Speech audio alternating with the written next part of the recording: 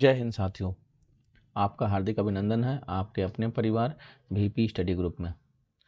जैसा कि आपको पता है कि यह ट्रांसफार्मर की वन लाइनर सीरीज चल रही थी, जिसमें हम प्रीवियस ईयर के प्रश्नों को वन लाइनर के रूप में देख रहे थे। उसी श्रेणी में यह आज तीसरी वीडियो है ट्रांसफार्मर के प्रकार वाली। चलिए स्टार्ट करते हैं। ट्रांसफार्मर के प्रकार। अब देखिए, ट्रांसफार्मर के जो प्रकार में क्वेश्चन बनेंगे, उससे पहले हम जो इसके प्रकार है उसको पढ़ लेते हैं, उसके बाद उसके क्वेश्चनों को देख लेंगे। तो आपकी हेडिंग हो गई ट्रांसफार्मर के प्रकार। देखिए, कोर टाइप ट्रांसफार्मर, तीन टाइप के ट्रांसफार्मर होते हैं। देखिए, बनावट के आधार पे core type transformer, shell type transformer और बैरी टाइप ट्रांसफार्मर। पहला क्या हुआ? Core type transformer. दूसरा सेल टाइप ट्रांसफार्मर और तीसरा बैरी टाइप ट्रांसफार्मर। ये ट्रांसफार्मर के प्रकार होगा। Core type transformer, shell type transformer और बैरी टाइप ट्रांसफार्मर। पहला ध्यान से देखिए, core type transformer. Core type transformer में ये चित्र में आप देखते जाइए, इसको कोर कहते हैं। ये कोर है, ठीक। ये पूरा जो स्ट्रक्चर है यहाँ से ऐसे ऐसे ये पूरा यहाँ तक ये कोर कहलाता है। ये पूरा स्ट्रक्चर कोर कहलाता है, ठीक। एक एक बात को ध्यान से सुनते जाइएगा। देखिए, इसे कोर कहते हैं, ये कोर है और कोर पे ही बाइंडिंग लपेटी गई होती है। ये बाइंडिंग है, ये जो लपेटी गई है, इसके ये और ये यहाँ जो दिख रही है आपको, ये बाइंडिंग है। दोनों साइड ये बाइंडिंग है, ठीक। और इस हिस्से को, कोर के इस हिस्से को लिम्ब कहा जाता है। ये जहाँ मैं ये कलर कर रहा हूँ, इसे लिम्ब कहते हैं। क्या कहते हैं? लिम्ब। और लिम्ब को ही लेग भी कहा जाता है, लिम्ब या लेग, ठीक। तो देखिए, कोर टाइप ट्रांसफार्मर में दो लिम्ब है। लिम्ब ये हुआ और दूसरा लिम्ब ये है। तो कोर टाइप ट्रांसफार्मर में कितने लिम्ब है? दो लिम्ब। और देखिए, यहीं पे अगर आप तुलना करिए तो सेल टाइप ट्रांसफार्मर में देखिए कितने लिम्ब है? एक, दो और तीन। सेल टाइप ट्रांसफार्मर में तीन लिम्ब है। तो देखिए, ध्यान दीजिए, प्रश्न पूछता है कि कोर टाइप ट्रांसफार्मर में कितने लिम्ब होते हैं। तो कितने लिम्ब होते हैं? दो लिम्ब होते हैं, ठीक। और ये जो हिस्सा होता है, ये हिस्सा, इसको कोर टाइप हो चाहे सेल टाइप हो, इन दोनों में इसको योक भी कहा जाता है। क्या कहा जाता है? योक। ध्यान दीजिएगा, मैं आगे इसके बारे में और विस्तृत तरीके से बताऊंगा। इसे योक भी कहा जाता है। ये टोटल स्ट्रक्चर को यहाँ से यहाँ तक, जहाँ तक मेरी कलम घूम रही है, ये ध्यान दीजिए, यहाँ तक ये टोटल स्ट्रक्चर को कोर कहा जाता है। और कोर के इस हिस्से को योक कहा जाता है और ये जो लंबा वाला हिस्सा है, इस हिस्से को लिम्ब कहा जाता है। इस हिस्से को लिम्ब कहा जाता है, ठीक। और इसी कोर में ही line of flux, magnetic flux जो होती हैं, इसी कोर में ही घूमती हैं, ठीक। देखिए, यहाँ पे आप, अगर मैं इसको हटाऊं तो यहाँ देखिए, ये आपको दिख रहा होगा यहाँ पे, ये तो इसी कोर में ही, और इस पर लिम्ब पे ही बाइंडिंग की गई रहती है। तो लिम्ब पे बाइंडिंग तो होती ही है, लेकिन आप देखिए, लो वोल्टेज बाइंडिंग कोर के करीब होता है। ये सब पॉइंट है, एक एक पॉइंट देखिए। लो वोल्टेज, एल का मतलब है low voltage binding, low voltage binding, ठीक।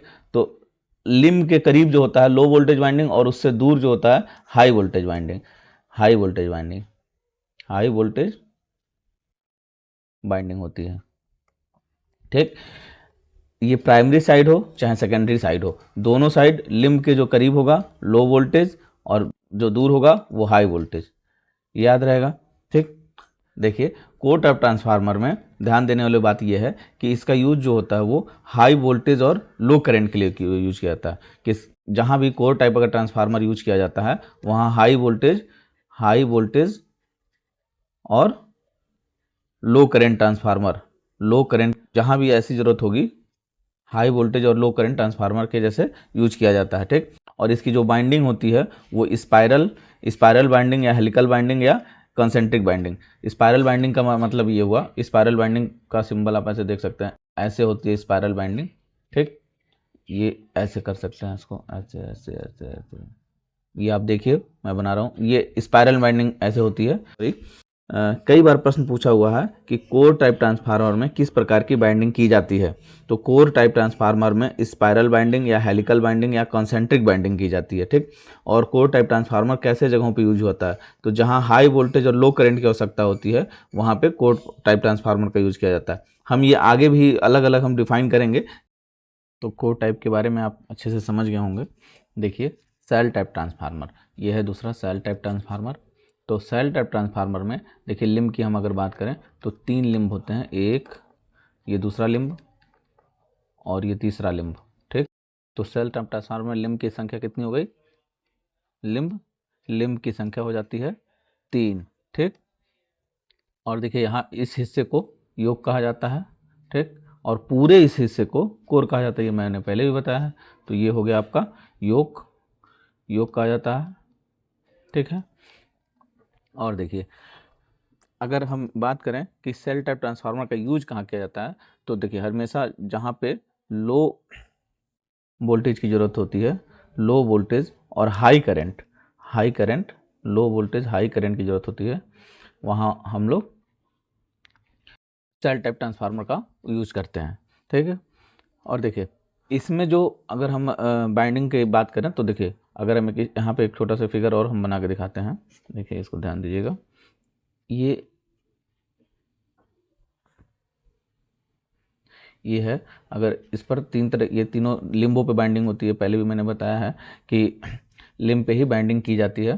तो इसमें बात करें अगर हम कि ये बाइंडिंग होती कैसी है, तो देखिए इसकी जो बाइंडिंग होती है, आप एक बार में याद रखिए कि इसकी बाइंडिंग होती है सैंडविच टाइप की होती है, सैंडविच टाइप। तो सैंडविच बाइंडिंग कैसी होती है? सैंडविच आपने देखा होगा, नॉर्मली एक के ऊपर एक तह बाई तह रखते हैं, परत बाई परत रखते हैं, उसी तरह की इसमें बाइंडिंग होती है। तो इसको हम क्या कह देंगे?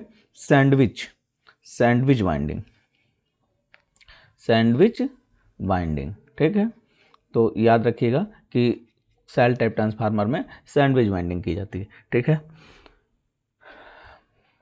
आगे हम इसके बारे में और भी बताएंगे जब हम अलग अलग इन तीनों की तुलना करेंगे तब। अब देखिए अगला पॉइंट देखते हैं, अगला हेडिंग वेरी टाइप ट्रांसफार्मर। देखिए वेरी टाइप ट्रांसफार्मर जो होता है, एक तो ये स्ट्रक्चर में सबसे अलग होता है, देखने से ऐसा लगता ही नहीं है कि ये ट्रांसफार्मर का कोई प्रकार होगा, फिर भी लेकिन आप इसको याद रखिए कि ये ऐसा ही आपके सामने फिगर दिख रहा होगा, तो इसका स्ट्रक्चर ऐसा ही होता है।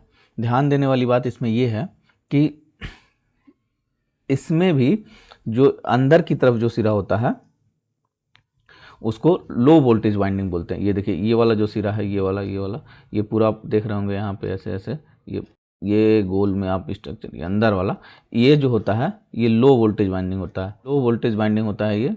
ठीक है, इसी को कहते हैं न्यून वोल्टेज कुंडलन, न्यूनतम वोल्टेज कुंडलन या लो वोल्टेज बाइंडिंग। ठीक, तो देखिए कोर के जो करीब है, ये कोर है इसका, ये कोर है, कोर के जो करीब है उसमें लो वोल्टेज बाइंडिंग है, और कोर से जो दूर है यानी ये वाला हिस्सा जिस पर मेरी अभी कलम चल रही है, ये वाला हिस्सा, ये क्या है? हाई वोल्टेज बाइंडिंग है। तो इसको कहते हैं high voltage binding, high voltage binding. ठीक है, तो इसमें इससे ज़्यादा कुछ है नहीं। आप इसमें सबसे इम्पॉर्टेंट चीज़ है ना, इस फिगर को देख के कई बार प्रश्न पूछ चुका है कि यह किस टाइप के ट्रांसफार्मर का फिगर है, तो आपको याद रखना होगा कि यह बैरी टाइप ट्रांसफार्मर है। कोर के करीब लो वोल्टेज वाइंडिंग की जाती है, कोर से दूर हाई वोल्टेज वाइंडिंग की जाती है। देखिए यहाँ भी लिखा हुआ उच्च वोल्टेज कुंडलन। ठीक, और इन दोनों के बीच में इंसुलेशन होता ही है। हेलो, देखिए कोर टाइप ट्रांसफार्मर, तो ये जो कोर टाइप ट्रांसफार्मर के बारे में अभी हम लोगों ने फिगर देखा था, यहाँ आप देखिए फिर से ये कोर टाइप ट्रांसफार्मर का फिगर है, हम इसके बारे में यहाँ हम बता रहे हैं। देखिए इसमें जो होती है ना, जो कोर लगे हुए थे, आकृति जो कोर जो लगे हुए थे वो एल आकृति के पटलों, आपको पता होगा कि ये पतली पतली पट्टियाँ होती हैं, ये पतली पतली पट्टियाँ होती हैं, इनको आपस में लेमिनेट करके तह बाई तह परत बाई परत रख के और उनको बाइंड करके एक कोर बनाई जाती है। तो जो एक पत्ती होती है इसमें, जो कोर टाइप में जो एक पत्ती होती है वो एक एल आकार की होती है। तो देखिए एक पत्ती एल आकार की, इसी तरह की दो पत्तियों को ऐसे जोड़ कर, अगर देखिए हम इसको ऐसे कंप्लीट आप फिगर समझने की कोशिश करिए, अगर इसको कंप्लीट जोड़ के ऐसे ऐसे बना लें तो हम इस लिम्ब, ये एक लिम्ब हो गया ये, और एक दूसरा लिम्ब हो गया ये, तो इस पर हम ऐसे बाइंडिंग करके और इस पर ऐसे हम बाइंडिंग करके इस पे ऐसे बाइंडिंग करके हम कोर टाइप ट्रांसफार्मर बना सकते हैं। तो इसमें पूछता है प्रश्न कि कोर टाइप ट्रांसफार्मर में जो कोर की पत्तियां जो होती हैं वो किस आकार की होती हैं, तो ये एल आकार की होती हैं। आपने फिगर में यहाँ देखा भी होगा, देखिए ये एल आकार की दोनों पत्तियां हैं। ठीक है, एक बात और याद रखने वाली है कि इन पत्तियों को आपस में लेमिनेट किया जाता है। लेमिनेट क्यों किया जाता है? भावर धारा हानियों को कम करने के, ईडी करंट को कम करने के लिए इन पत्तियों को लेमिनेट किया जाता है। इसके पहले वाली क्लास में भी हम बताए होंगे, या फिर जब आगे फिर आएगा ईडी करंट तो हम वहाँ पे भी डिफाइन करेंगे। ठीक है, देखिए अब सेल टाइप में देखिए, इसमें जो होता है, ये जो कोर की पत्तियाँ होती हैं ई आकार और आई आकार को मिलाकर बनाई जाती है। ई आकार और आई आकार के पटलों का प्रयोग करके बनाया जाता है। देखिए ये आई आकार का है, इसको देखिए आई आकार का, और ये ई आकार का। ध्यान से देखिए, अगर ये आई आकार के पत्ती को आपस इसके करीब लाके चिपका दिया जाए ऐसे, तो आप ध्यान दीजिए, देखिए इसमें 3 लिंब तैयार होगा। पहला लिंब, दूसरा लिंब और ये तीसरा लिंब। तो इसमें भी तो हम ऐसे बाइंडिंग कर सकते हैं, ऐसे बाइंडिंग हो जाएगी। ठीक, ऐसे बाइंडिंग हो जाएगी, तो ये हो गया कि नहीं? ये हो गया आपका सेल टाइप का ट्रांसफार्मर। आप देखिए यहाँ पे फिगर में, यहाँ पे देखिए एक, यहाँ पे 1 लिंब, 2 लिंब, 3 लिंब, तो तीनों लिंब में हो गया। तो इस तरह इसकी संरचना और बनावट होती है। ठीक, और इसको भी सेम उसी तरह लेमिनेट करके बनाई जाती है, परत दर परत, पत्ती बाई एक एक पत्ती को लेमिनेट करके अलग अलग और आपस में कंबाइन किया जाता है। ठीक है, तो ई आकार की पटलों का प्रयोग सेल टाइप में किया जाता है। और ध्यान दीजिए, बहरी टाइप में जो है, तीसरा बहरी टाइप में एल, यू और आई प्रकार के, यहाँ फिगर में फिर से देखिए, एल टाइप में, यू टाइप में और आई टाइप में जो पत्तियां होती हैं, इनको आपस में लेमिनेट करके बनाई जाती है पटली क्रोड।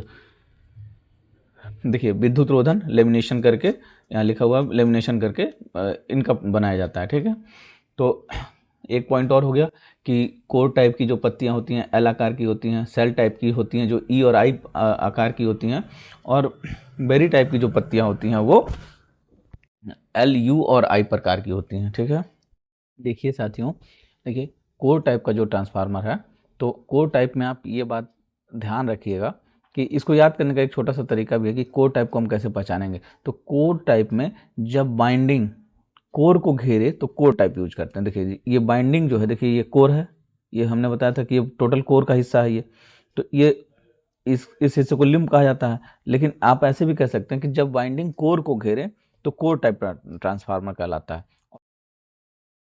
ध्यान से सुनिएगा, जब बाइंडिंग कोर को घेरे तो उसे कोर टाइप कहते हैं। ठीक, जब बाइंडिंग कोर को घेरे, तो देखिए ये बाइंडिंग ये कोर को घेरे हुई है, ये कोर को घेरे हुई है, तो कोर टाइप ट्रांसफार्मर। और जब कोर बाइंडिंग को घेरे, देखिए ये कोर है, ये बाइंडिंग बीच, ये कोर है और ये बाइंडिंग को घेरे हुए है, तो जब कोर बाइंडिंग को घेरे तो सेल टाइप ट्रांसफार्मर कहते हैं। ठीक, ऐसे भी आप ध्यान रख सकते हैं। और कोर टाइप मैंने पहले ही बताया है कि हाई वोल्टेज और लो करंट के लिए या पावर ट्रांसफार्मर के लिए भी कह सकते हैं, पावर ट्रांसफार्मर के लिए भी यूज किया जाता है ये। ठीक, और ये इलेक्ट्रॉनिक सर्किट में ये यूज कर सकते हैं। ठीक है, दूसरा पॉइंट देखते हैं। देखिए कुंडली कोर की दोनों भुजाओं पर स्थापित होती है। कुंडली जो होती है कोर की दोनों भुजाओं पर, देखिए इसमें हम लोग ऐसे बताए थे कि ये एक भुजा थी। ठीक, ये एक भुजा है, ये एक भुजा थी और ये दूसरी भुजा थी। ठीक, कुंडली कोर के दोनों भुजाओं पर, इस पर भी कॉइल लगा होता है और इस पर भी कॉइल लगा होता है। तो कोर के दोनों भुजा, कुंडली कोर के दोनों भुजाओं पर स्थापित होती है। इसमें कोर बाइंडिंग के चारों ओर से घिरी होती है। देखिए अभी मैंने थोड़ी देर पहले बताया, वो बात यहाँ आई गई। इसमें कोर बाइंडिंग से चारों ओर घिरी रहती है। कोर जो है, देखिए ये कोर है, दूसरे कलर से हम चेंज करके दिखाने की कोशिश करते हैं। देखिए ये लिम्ब है, लिम्ब को ही कोर भी कहते हैं। तो ये जो कोर है, इस कोर को बाइंडिंग घेरे हुए है, ये बाइंडिंग। ठीक, इसमें भी इस कोर को ये बाइंडिंग घेरे हुए है। तो कह रहा है इसमें कोर बाइंडिंग से चारों ओर से घिरी होती है। तो देखिए बाइंडिंग से चारों ओर से घिरी हुई है। अब दूसरे वाले में सेल टाइप में देखते हैं। देखिए सेल टाइप में जो कुंडली कोर की मध्य भुजा पर स्थापित होती है, इसमें बाइंडिंग कोर के चारों ओर घिरी होती है। देखिए इसमें बाइंडिंग ये कोर से घिरी हुई है, यहाँ पे अगर इसको ऐसे पूरा कंप्लीट करें तो इस पर बाइंडिंग होती है मध्य वाले पे। ठीक, तो मध्य वाले पे बाइंडिंग हुई, तो ये कोर से घिरी हुई है, ये कोर से घिरी हुई है। तो इसलिए इसको कहते हैं कि कुंडली कोर की मध्य भुजा पर स्थापित किया जाता है। इसमें बाइंडिंग कोर से चारों ओर से घिरी होती है।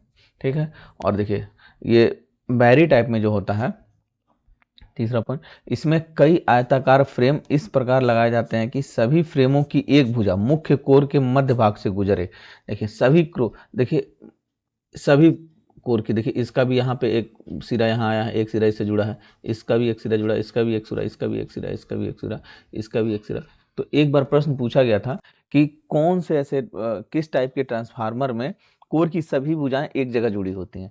तो सभी फ्रेमों की एक भुजा देखिए मुख्य कोर के मध्य भाग से जुड़ी होती है, मुख्य कोर, ये मुख्य कोर के मध्य भाग से ये जुड़ी हुई है एक बार।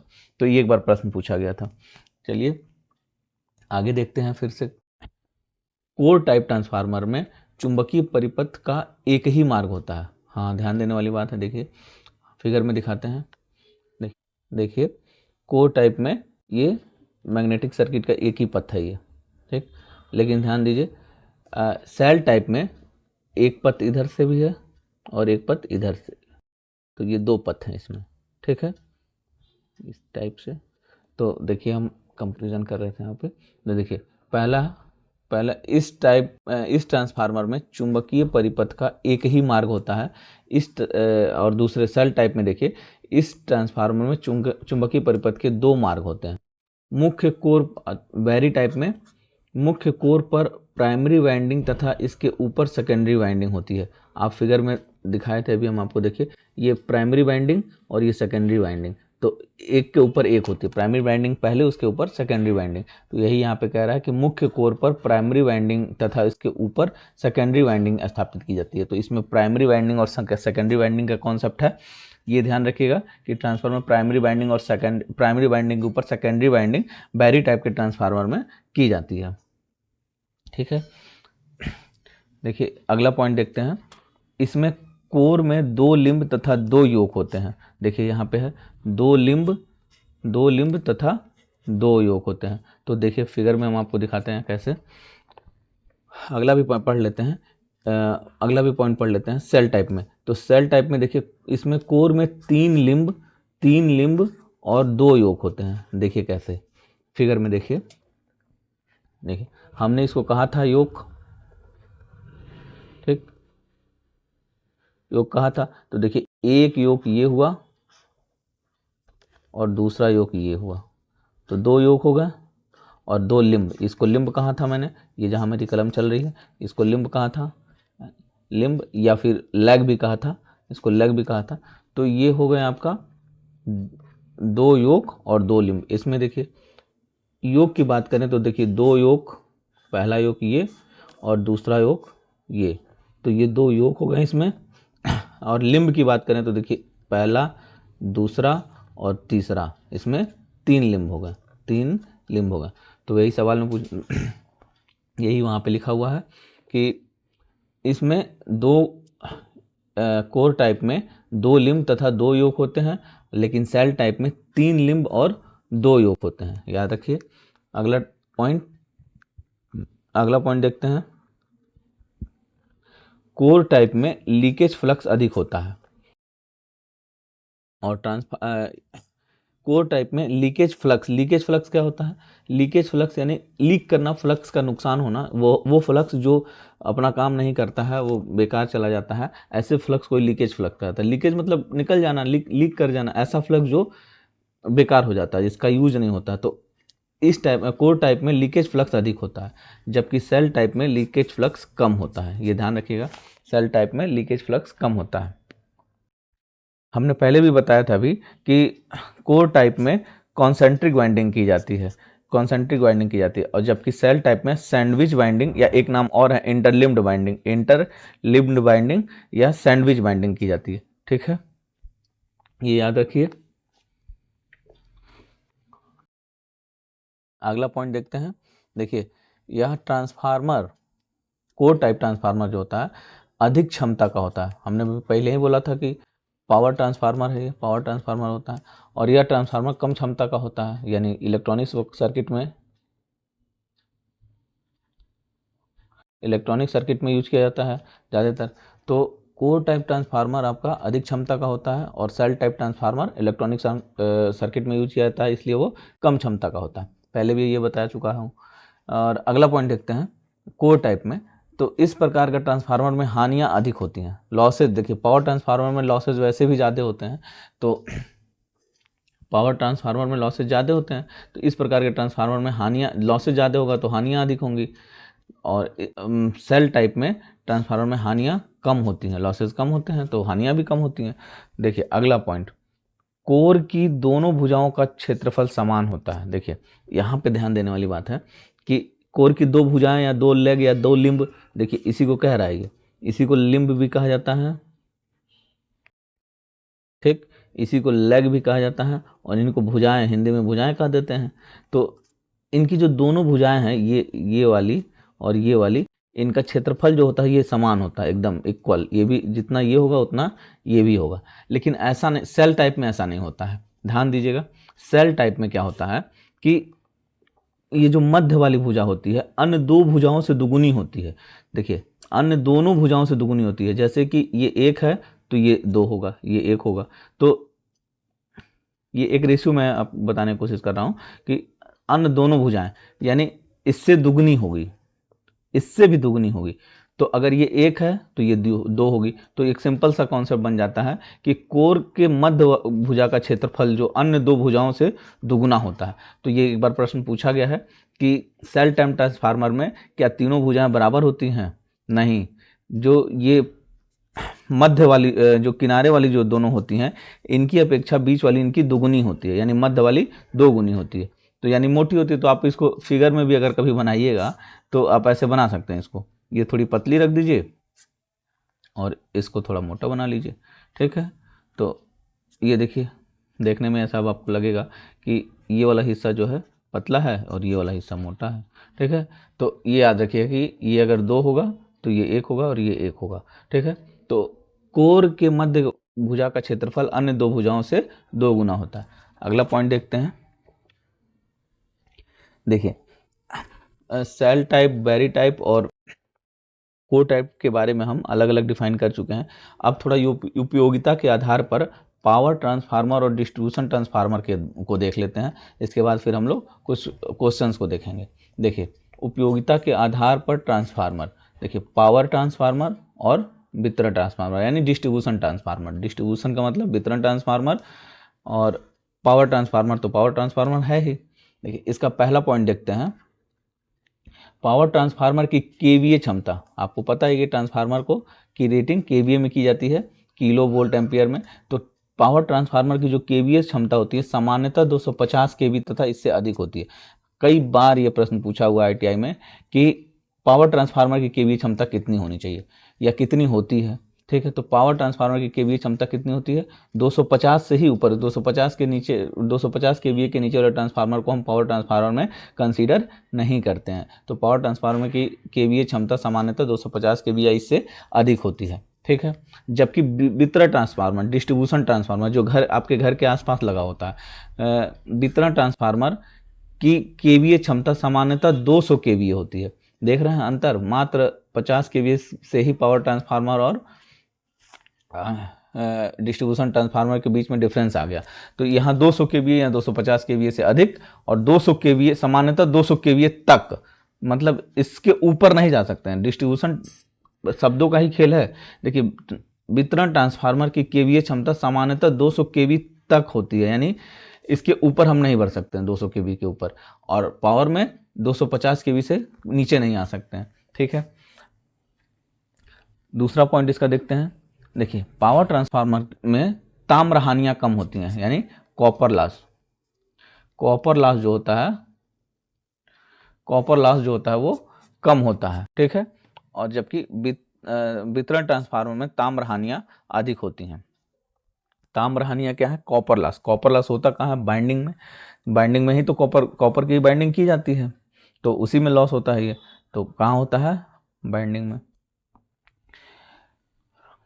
अगला पॉइंट है 3 नंबर, पूर्ण भार पर इस ट्रांसफार्मर की दक्षता अधिक होती है फुल लोड पर। देखिए कहा भी जाता है कि ट्रांसफार्मर का उपयोग हमेशा फुल लोड पे करना चाहिए, फुल लोड पर। तो फुल लोड पर ट्रांसफार्मर की जो दक्षता होती है वो अधिकतम होती है, मैक्सिमम होती है। मैक्सिमम का मतलब क्या?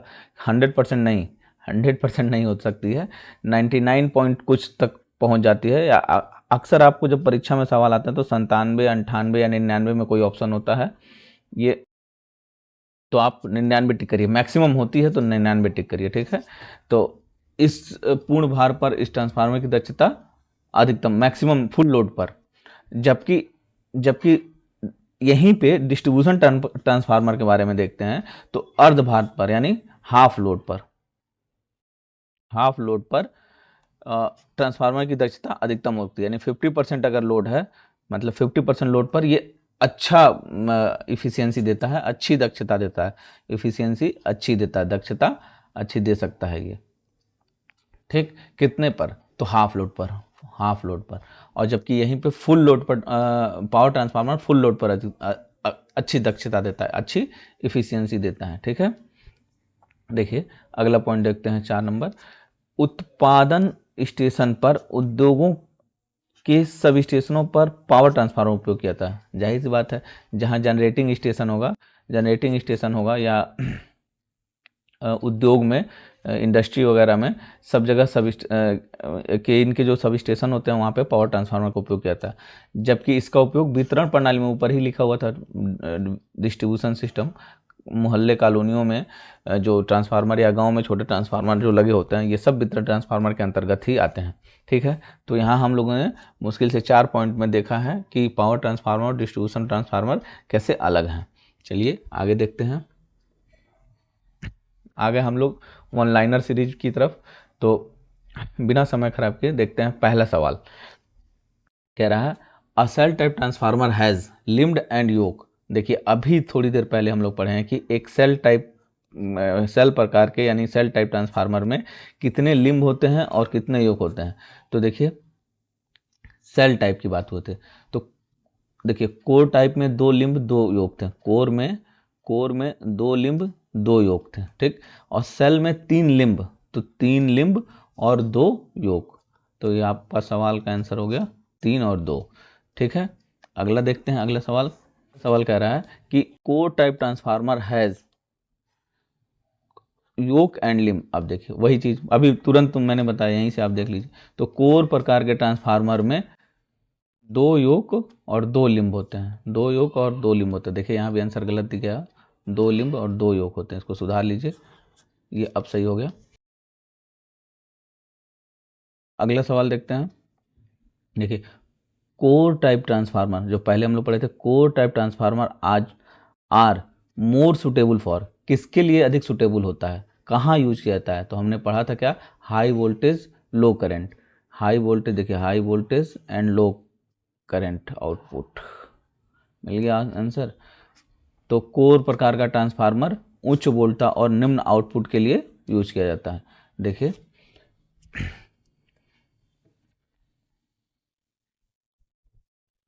अगला सवाल, देयर आर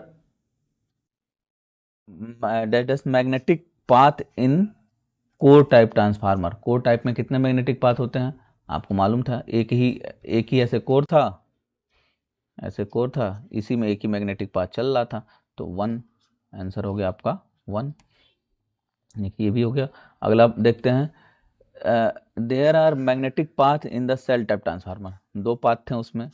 देखिए एकदम सिंपल, एक लाइन का, ये सब आप अगर ऐसा सोच रहे हैं कि ये एक लाइन में लिखा हुआ है, ये सवाल नहीं आते हैं, तो आप गलतफहमी में हैं। ये सवाल बहुत अच्छे से सवाल परीक्षा में पूछे गए हैं और पूछे जाते हैं। ये सारे प्रीवियस ईयर ही प्रश्न हैं जिनको मैंने एक लाइनर के रूप में आपके सामने रख दिया है। देखिए अगला प्रश्न है, a shell type transformer has, shell type transformer has, तो एक सेल टाइप ट्रांसफार्मर में होता है, क्या होता है, कम चुंबकीय क्षरण, वहाँ मैग्नेटिक लीकेज कम होता है, किसमें, सेल टाइप में। अभी हमने एक पॉइंट पढ़ा था कि कोर टाइप में लीकेज ज़्यादा होता है, मैग्नेटिक लीकेज ज़्यादा होता है, और सेल टाइप में मैग्नेटिक लीकेज कम होता है। तो यहाँ पे देखिए सेल टाइप कह रहा है, सेल टाइप, तो इसमें क्या क्या होगा, कम होगा, रिड्यूस मैग्नेटिक, कम चुंबकीय क्षरण, मैग्नेटिक लीकेज कम होना चाहिए। तो चलिए सही है ये बात। अगला पॉइंट या अगला प्रश्न, डिस्ट्रीब्यूशन ट्रांसफार्मर, आगे डिस्ट्रीब्यूशन ट्रांसफार्मर की तरफ। तो distribution transformer have the rating of, कहाँ तक यूज कर सकते हैं, अप टू, देखिए अप टू, ये उस वर्ड जो है ना अप टू बहुत खतरनाक होता है परीक्षा में, ये अक्सर तक और हटा देता है तो गड़बड़ा जाता है सब मामला। तो वितरण ट्रांसफार्मर की जो रेटिंग होती है वो 200 केवीए तक होती है। ये देखिए आरआरबी जेईई 2015 में पूछा गया है सवाल। ठीक है, अगला देखते हैं। For high voltage rating, for high voltage rating कौन सा ट्रांसफार्मर यूज करेंगे हाई वोल्टेज रेटिंग के लिए? हाई वोल्टेज रेटिंग के लिए कोर टाइप पढ़े थे, कोर टाइप, जिसमें लिंब पे कोर लपेटा गया, कोर पे बाइंडिंग लपेटी गई थी। ठीक है, उच्च वोल्टेज सीमाओं के लिए ट्रांसफार्मर प्रयुक्त होते हैं कोर टाइप। देखिए बीएसएनएल टीटीए की परीक्षा में, अब तो बीएसएनएल खत्म ही हो गया, पता नहीं कभी परीक्षा एग्जाम भी होगा कि नहीं। तो बीएसएनएल 2016 में पूछा गया। For low voltage and large kVA transformer, low voltage large kVA, देखिए ध्यान दीजिए, हमने क्या बोला था? Low voltage high current shell type, low voltage high current shell type. तो देखिए यहाँ आंसर आ गया सेल टाइप। आज की क्लास में इतना ही रहने देते हैं। जस्ट इसके बाद जो क्लास आएगी उसमें हम लोग ट्रांसफार्मर की संरचना देखेंगे। इसको हम बहुत अच्छे से एक एक पॉइंट डिफाइन करते हुए आगे बढ़ेंगे। चलिए, तब तक के लिए अपना ख्याल रखिए, अच्छे से रहिए, धन्यवाद।